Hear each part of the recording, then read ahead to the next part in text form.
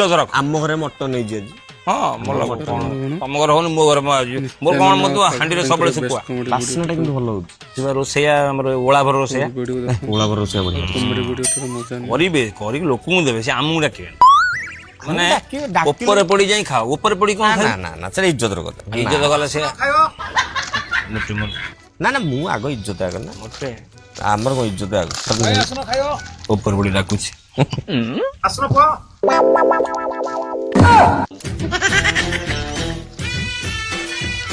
ଏଟା ଇଜ୍ଜତ ହରାଟା ଆଉ କାଙ୍ଗାଳିଆ ଯୋଉ କହନ୍ତି ନା ଇଏ ହଉଛି କାଙ୍ଗାଳିଆ।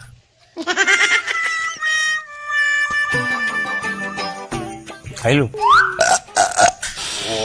ଏ କଣ ଯୋଉ ମଟନ ହେଇଥିଲା ମଟନ ପୁରା ଜବରଦସ୍ତ ପାଟଣୀ ଛେଳି ଆଉ ଜାଣିଥିବ।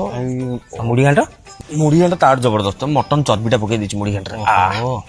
ଇଏ କାଳେ ମଦ କାଳେ ଦଉଛୁ ହଁ ମଦଟା ପଛପଟେ ହୁସ୍କି ରମ୍ ପୁରା ବଟଲ ଗଡୁଛି ପଛପଟେ। ମୁଁ ଦି ବ୍ୟାଗ ନେଇଗଲି ମନ ଶାନ୍ତି ପୁରା। ଟାଇମ୍ କେତେ ହେଲା ଦେଖିନି 3:30 ହବ 3:30 ହେଲା ନାଇଁ ଗ୍ୟାସ୍ ଟା ଉଠି ପାରିଲାନି ମୋର ଲେଟ୍ ହେଇଗଲାଣି ନା ଗ୍ୟାସ୍ ଟା ଆମର ଆଗରୁ ନଥିଲା ଇଜ୍ଜତ ସବୁବେଳେ ଜଗିନି ଗ୍ୟାସ୍ ବାହାରି ପଡିଲା ଏବେ ବିକାର ମୁଠେ ଖଣ୍ଡେ ଖାଇଦେଇ ଆସେ। ଆଉ ଇଜ୍ଜତ ଇଜ୍ଜତକୁ ଜଗିକି ପୁରା ଗ୍ୟାସ୍ ବାହାରି ପଡିଲାଣି।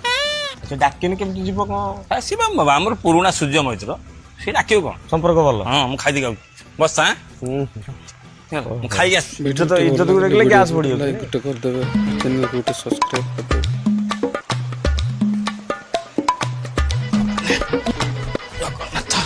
ମାମୁ ସେଟା କଣ?